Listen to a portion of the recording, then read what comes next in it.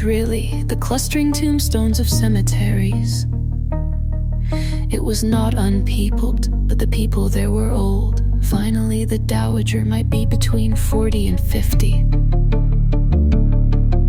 Her shape was still fine, she had probably been handsome. There had been more roses, perhaps, in her cheeks, and more brightness in her eyes, but it was only a little thing. She looked well enough with her delicate features and carefully arranged hair, and there was about her still a gentle, languid grace which might well have made her charming in her youth. Perhaps he had felt that in the early days of his marriage, perhaps she had made him suffer.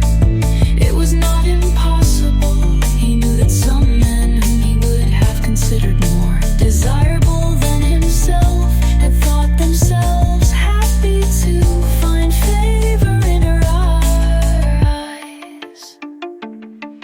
There were many of them, and he could remember their names. The dark world of his memory was peopled with them, the eager young men of 5 and 20 years ago, but they were gone now, and he could only remember their names. They were all dead, some quickly, some slowly. He had never been a jealous man, and he had not cared, but he knew that there had been a time when she had been beautiful, and he had taken her, and they had married.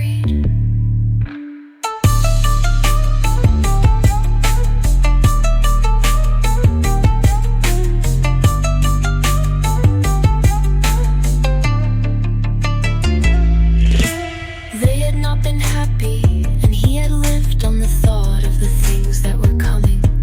He had had no regret.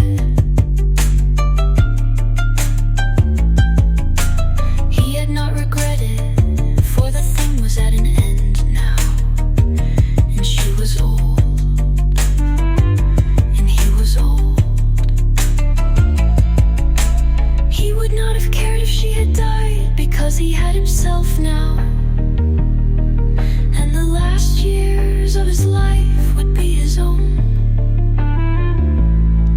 He was old now, but there was nothing else that he desired, and he did not want to begin life